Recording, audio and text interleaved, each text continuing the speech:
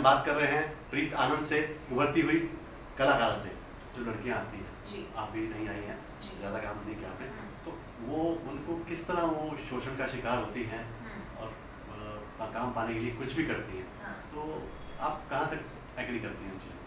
देखिए मैं ये बोलूँगी कोई भी न्यू यहाँ पे आ रहा है या एग्जिस्ट करता है उसके लिए कि आपको ना पहले तो बहुत समझदार होना ज़रूरी है। आप एकदम आके पागल मत हो जाइए कि बस अब हम आ गए और हमें आते ही काम मिल जाएगा। आप जितनी तेज़ी में भागेंगे यहाँ पे ना, आप उतना ही सही लोगों तक नहीं पहुँच पाओगे, क्योंकि आप अपना वीकनेस किसी को मत बताओ, आप अपनी डेस्परेशन किसी को मत दिखाओ कि नहीं मुझे तो ये करना है, मुझे तो ये, जब जहाँ आप अपनी वीकनेस आप पहले समझिए।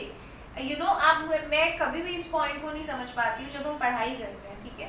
अब हम ग्रेजुएशन, जैसे हमारा 12th हो गया तो हमें पता है कि ग्रेजुएशन कंप्लीट करने के लिए मुझे 3 साल पढ़ाई करनी पड़ेगी, first year, second year, third year. तो हम उस 3 साल का वेट करते हैं, पढ़ाई करते हैं, मेहनत करते हैं, तो जाके चौथे साल हमारे हाथ में डिग्री आती है। तो एक्टिंग को आप कैसे समझ लेते हैं कि आप आज मुंबई आई और कल आपको रोल मिल जाएगा, आप हीरोइन बन जाएंगी, आप ये हो जाएगा, आप हो जाएगा। तो आप समय दीजिए, आप समझने की कोशिश कीजिए कि ये किस तरह की फील्ड है, यहाँ पे कैसे आपको बात करनी है, कैसे अपनी चीज़ें लोगों के सामने रखनी है, कैसे आपको वे ऑफ टॉकिंग आपका कैसा है, या किस तरह से आपको लोगों को मिलना है, अपने आप को प्रेजेंट करना है। समझिए, टाइम लीजिए, भागिए मत। आई would love to say, I would like to mention कि जल्दी में मत रहिए, है ना। जब हम पढ़ते भी है तो हम टाइम देते हैं उस चीज़ को ना, तो इंडस्ट्री के लिए क्यों हमें भागना है, ठीक है। सीखिए, समझिए, और आपका साउंड माइंड होना बहुत ज़रूरी है, क्योंकि यहाँ पे जितने रिजेक्शंस हैं वो किसी फील्ड में नहीं है।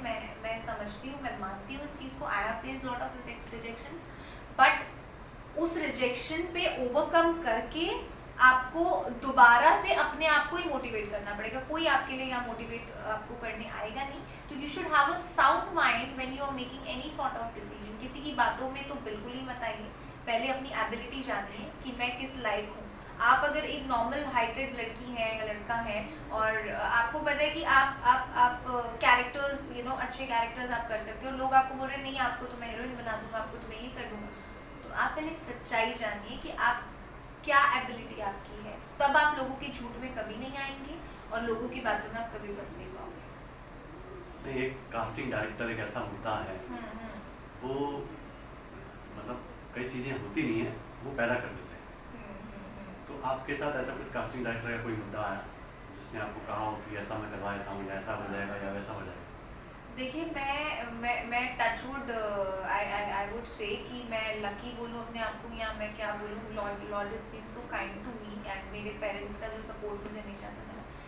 आई didn't face these sort of things, but I would love to mention, मैं ज़रूर इस बात को मेंशन करना चाहूँगी कि जो आजकल मैं सुन रही हूँ, या हमारे जो फ्रेंड्स ग्रुप होता है, हमारे जो ग्रुप में लोग होते हैं, मैं आजकल सुन रही हूँ कि ये जो कास्टिंग वाले हैं, एक तो इतने इन्होंने ग्रुप बनाए हुए हैं ना, कोऑर्डिनेटर्स हो गए या कास्टिंग वाले हो गए, ग्रुप में मैसेजेस डाल देते हैं, ये रिक्वायरमेंट है, वो रिक्वायरमेंट है, और आप अगर इंटरेस्टेड हो ये पर्टिकुलर प्रोजेक्ट में तो डू मैसेज अस।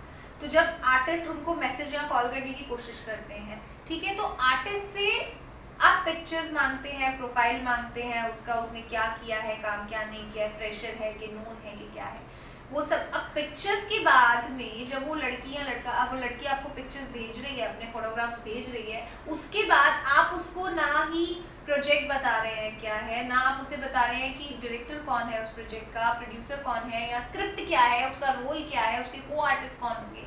और आप आजकल सीधा जो है ना, लोग की ग्लैमरस एंड थोड़ी बोल्ड पिक्चर्स, तो दैट इज अंडरस्टूड कि अगर उस कैरेक्टर की रिक्वायरमेंट है, लेकिन आजकल जो मैं सुन रही हूँ और मैं देख रही हूँ, लोग आजकल सीधा बोल रहे हैं कि आप न्यूड पिक्चर्स सेंड करो।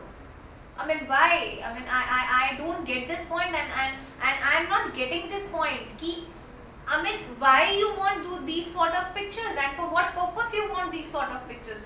आप उस आर्टिस्ट को कुछ भी इंफॉर्मेशन नहीं दे रहे हैं, और अगर वो आर्टिस्ट आपसे पूछती है या पूछता है कि ये प्रोजेक्ट क्या है क्या नहीं है, तो आप उसको क्या रिप्लाई देते हैं?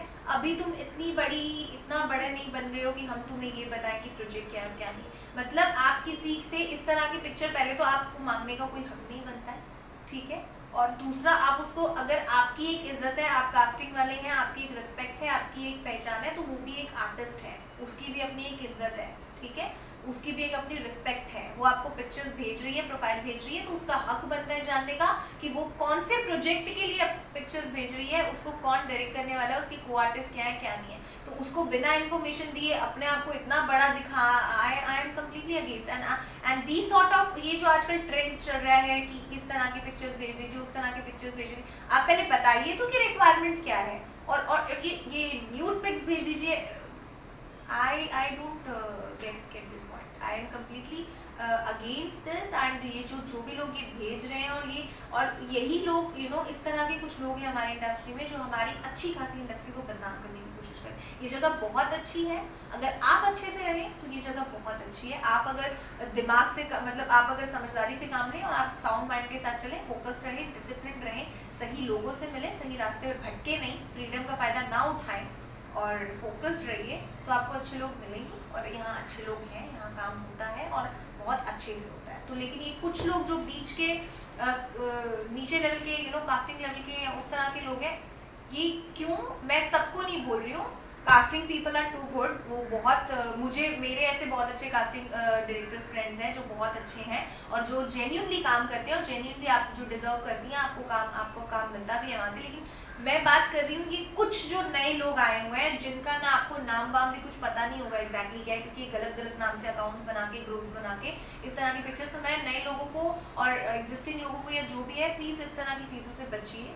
किसी को भी पिक्चर भेजने से पहले, अपने फोटोग्राफ्स भेजने से पहले सोचिए कि आप किस लिए भेज रही हैं और किस पर्पस से भेज रही हैं। और जस्ट डेस्परेशन में कि हाँ ये और एक और चीज़ चल रही है कि वो लोग जो मांगते हैं इस तरह के पिक्चर्स, वो आपको इतना डेस्परेट कर देते हैं, नहीं तुम भेजोगी तो तुम नहीं, लड़की या आर्टिस्ट मना करेगा कि नहीं मैं तो I can not send and all that, तो उसको डरा धमका देते हैं कि तुम ऐसा नहीं भेजोगी तो नहीं, तुम कभी कुछ बन ही नहीं पाओगी, तुम्हारा कुछ हो ही नहीं पाएगा, तुम कभी आगे नहीं बढ़ पाओगी, तुम कभी ये नहीं हो पाएगा। तो ऐसी बातों में ना आइए, ठीक है। ये लोग ये दे आर नॉट भगवान नहीं है वो कि आपको ये बना देंगे वो बना देंगे, उनके हाथों में कुछ नहीं होता है, ओके। लेकिन आप जेन्युइन जो कास्टिंग वाले जो पर्टिकुलर प्रोडक्शन है, आप कहीं भी अपनी चीज़ें मत वायरल कीजिए, मत सर्कुलेट कीजिए। जो जेन्युइन प्रोडक्शन है पहले पता कीजिए उनका ऑफिस किधर है, क्या है, वहाँ पे जाके बाकायदा अपना ऑडिशन दीजिए, फोटोज दीजिए, मेहनत करिए, स्ट्रगल कीजिए जो भी। लेकिन इस तरह के लोगों से बचिए जो जिनसे ना मिली है, ना आप उनको जानती हैं और सडनली कुछ भी फोटोज मांग रहे हैं और आप कुछ भी भेज रहे हैं। तो कई हद तक इसका जिम्मेदार सोशल मीडिया भी है, क्योंकि इस तरह की चीज़ सोशल मीडिया से ज़्यादा जोड़ी जा रही है और सोशल मीडिया के थ्रू की जा रही है। सोशल मीडिया बिल्कुल, ये लोग आजकल क्या हो गया है कि अब जैसे किसी को आपको मैसेज पहुंचाना है कि हमारा ये चल रहा है, तो लोग वही करते हैं फेसबुक से या इंस्टाग्राम से आपकी आईडीज वो सब ले लेंगे और फिर आपको डायरेक्टली मैसेज करना चालू कर देंगे कि I am a casting director, I am a this, I am a coordinator and that.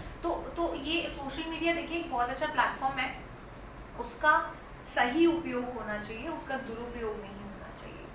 And I would ये जो भी ट्रैप्स में जाते हैं ये नए कोऑर्डिनेटर्स बन के, जिनका ना आपको जेन्युइनली कोई ऑफिस देखने को मिलेगा, ना आपको कुछ उनका पता होगा, नाम भी नहीं पता होगा, आप मिले भी नहीं होंगे, ऐसे लोगों से बचिए। और मैं यही कहना चाहूँगी कि कुछ भी अपनी बारे में कोई भी डिटेल भेजने से पहले आप जानिए कि आप किसको भेज रही हैं, किस लिए भेज रही हैं। इतना डेस्परेट काम के लिए मत हो जाइए कि कुछ भी भेज रहे हो, किसी को भी आपकी चीज़ें जा रही हैं, उसका कब मिस यूज़ हो जाएगा आपको नहीं पता है। तो आप जितना बच सकती हैं इस चीज़ों से आप बचना चाहिए, अवॉइड करना चाहिए। तो प्रीत जी आपने काफ़ी बोल्डली जवाब दिया जी। तो इसी तरीके से मैं एक और चीज़ आपसे पूछना चाहूँगा। इंडिया में लगातार गैंग रेप और रेप बढ़ते जा रहे हैं कम होने की बजाय, जबकि अच्छे कानून बना दिए गवर्नमेंट ने, सब कुछ कर दिया, फिर भी ये जो चलन है बढ़ता जा रहा है। तो इसका जिम्मेदार आप कहीं फिल्म इंडस्ट्री को, फैशन को, या जो ओपन मीडिया सोशल मीडिया है, कहीं वो तो जिम्मेदार उनको नहीं मानती आप? देखिए मैं ये नहीं बोलूँगी कि पहले तो ये मैं इसकी ये जो रेप वर्ड ही है ये अपने आप में मैं इसकी वो निंदा करती हूँ ये वर्ड की सबसे पहले तो। एंड मैं ये नहीं बोलूँगी कि पूरी इसका कोई एक कारण है कि इंडस्ट्री इसका एक कारण है या सोशल मीडिया इसका एक कारण है। आप मुझे एक बात बताइए कि छोटी सी बच्ची के साथ जब ऐसा लोग गलत काम कर जाते हैं तो वो फिर कहाँ से आप बोलो, वो बच्ची ना इंडस्ट्री से थी, ना वो बच्ची ना उसने कपड़े वैसे पहने थे, ना उसने ना उसकी फ्रेंडशिप थी किसी के साथ। ये देखिए, ये तो नाम रख दिया जाता है कि कोई भी मैटर हुआ, अरे वो लड़की लड़कों के साथ बहुत घूमती है, इसके इसलिए उसके साथ ऐसा हो गया, अरे वो लड़की ऐसे कपड़े पहनती है, इसके साथ उसके ऐसा हो गया, अरे वो लड़की तो बहुत ज़्यादा बोल्ड है, इसके लिए उसके साथ ऐसा हो गया। तो आप मुझे बताइए, इसको प्रूफ या इसको आप कितना वैलिड बताएंगे कि जब एक बच्चे, एक ना समझ, एक ना बोलने वाले बच्चे के साथ ऐसा होता है, या एक बुजुर्ग औरत के साथ जब ऐसा होता है, तो उसमें आप उसको वैलिड करके बताइए कि इसमें किसी एक चीज़ का दोष नहीं है, इसमें गलत मानसिकता का दोष है। जब हमारे घर में जब एक्चुअली क्या है, बचपन से ही अपने बच्चों को, लड़की हो चाहे लड़का हो, आपको सही अपब्रिंगिंग देना जरूरी। आप कोई फिल्म अगर कभी करती हैं, हाँ, तो उसमें आपको ऑफर आता है कि आपको इसमें न्यूड सीन करना है, या जो जिस तरह आज के माहौल में चल रहे हैं, जो वेब सीरीज चल रहे हैं, तो आप किस तरह रिएक्ट करेंगे?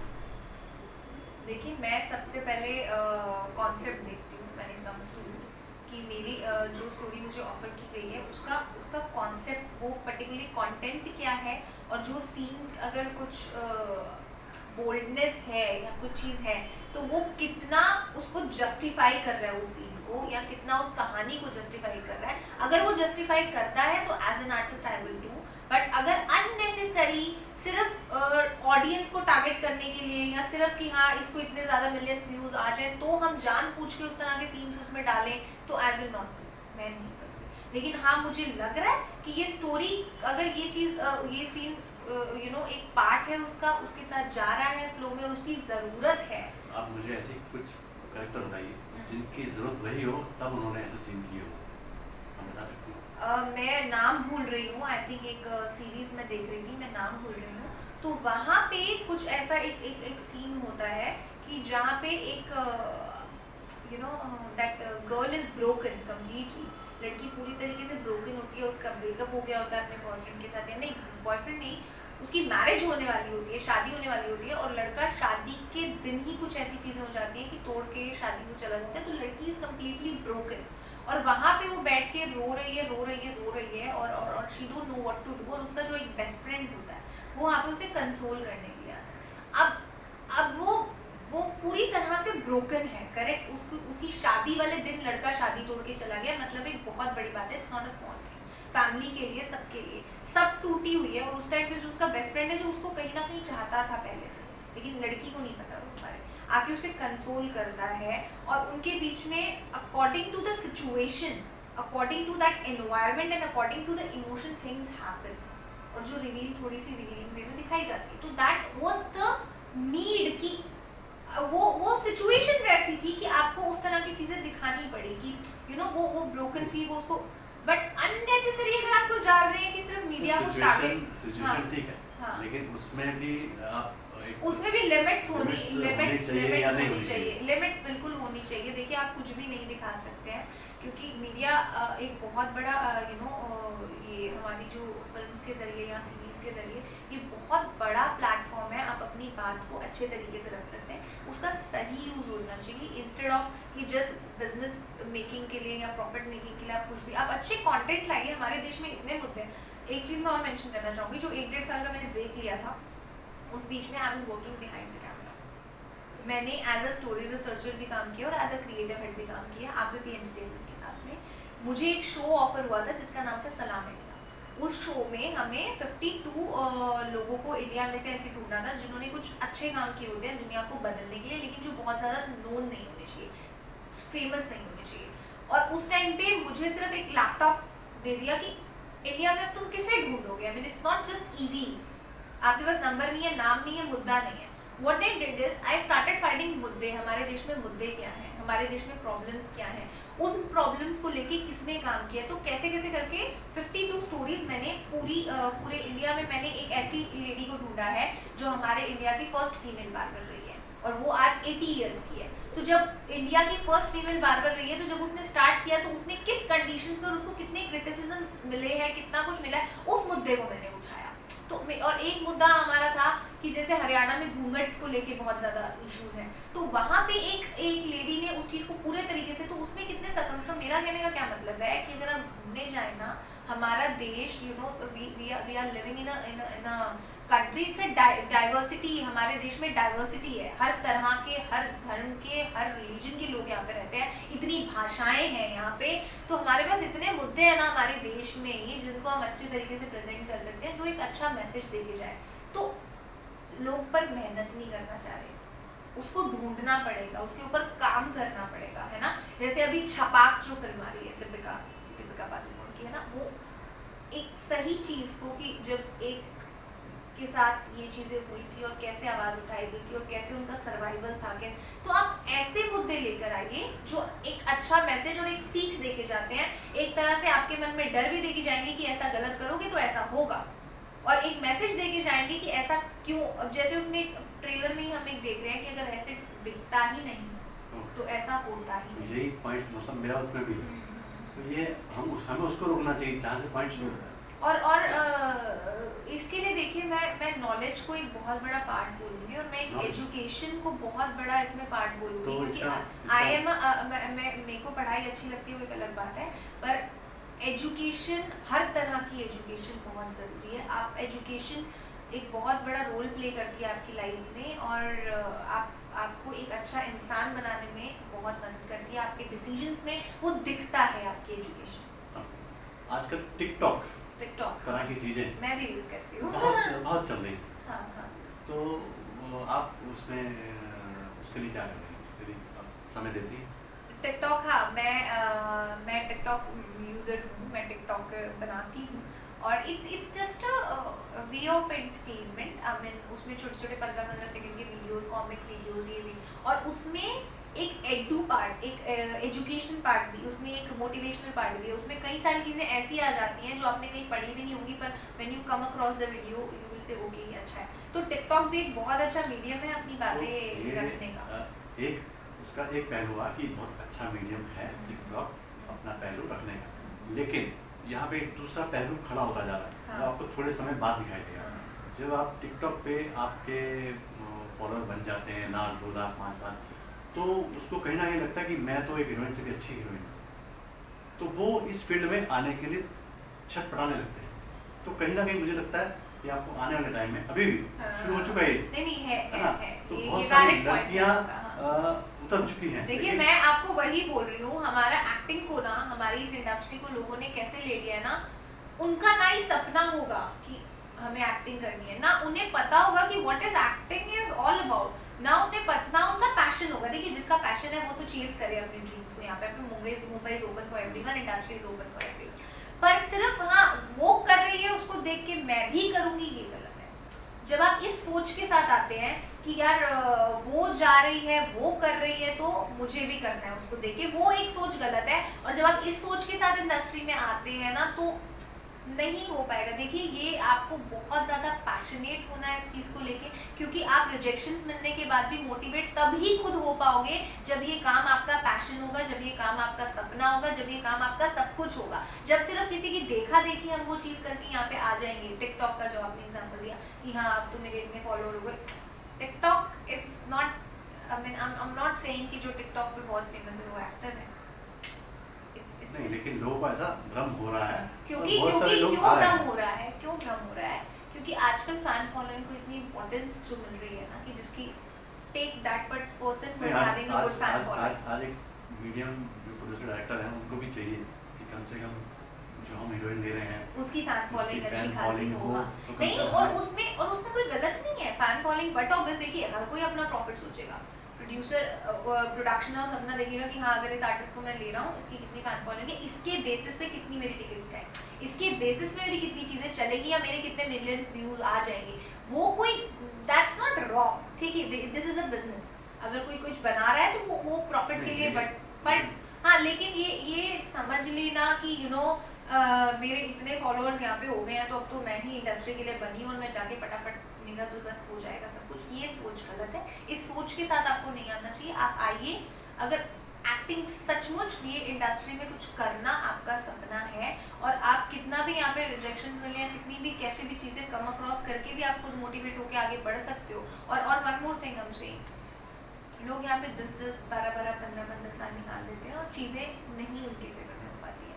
तो मैं यही बोलूँगी कि अगर आपको एक दो चार पाँच कुछ समय में समझ में आ रहा है कि things are working out for you in this industry, please continue.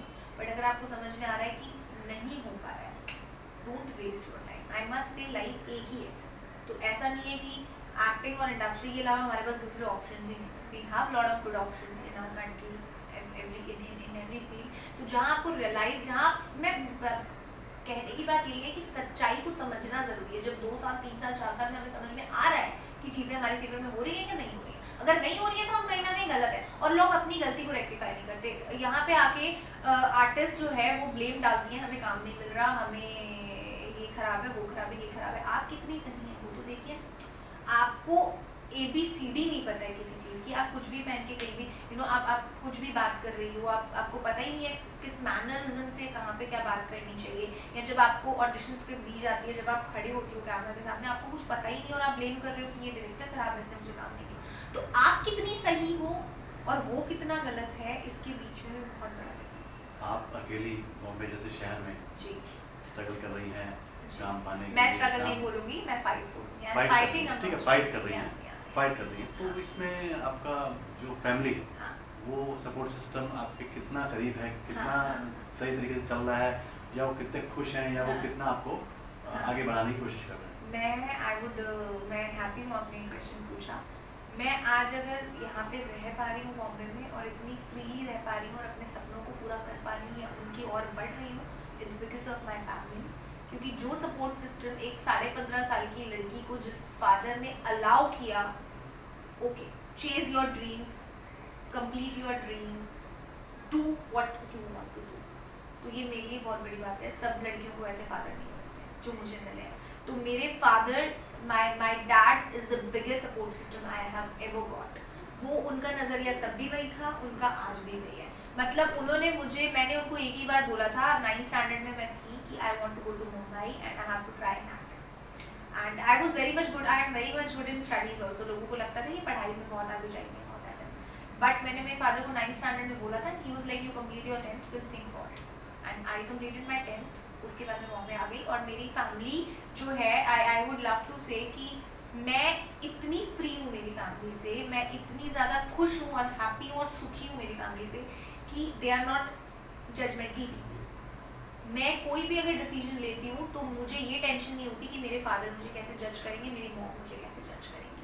और अगर मैं कोई काम करती हूँ या कोई कैरेक्टर प्ले करती हूँ या कुछ भी, तो मुझे ये टेंशन नहीं होती है कि वो क्या सोचेंगे, because what their mentality is कि whatever my daughter is doing, वो उसका काम है, वो कुछ गलत, वो कुछ सही, वो सब नहीं है। तो मैं बोलूँगी कि मेरी फैमिली अगर इतनी सपोर्टिव नहीं होती तो शायद मैं आज यहाँ पे नहीं आ पाती, और वो भी इतनी कम एज में, that was just not possible thing. And मैंने कहीं मेंशन नहीं किया ये चीज़, but my father, he will never be happy if I am doing any job, he is only happy when I am in front of him. So इसमें आगे बढ़ना, it's my passion, that's there. But जब वो मुझे screen पे देखते हैं, जो खुशी मैं उनकी आंखों में देखती हूँ, उससे बड़ी खुशी मेरी होती है। एंड जैसे आपने बोला कि चीज़ें नहीं, मैं नहीं नेगेटिव बोलना चाहूँगी कि चीज़ें नहीं होंगी, मैं अपनी तरफ से पूरी कोशिश, और touch wood, by the grace of God, by the blessings of my parents, I'm getting good things. Things are happening.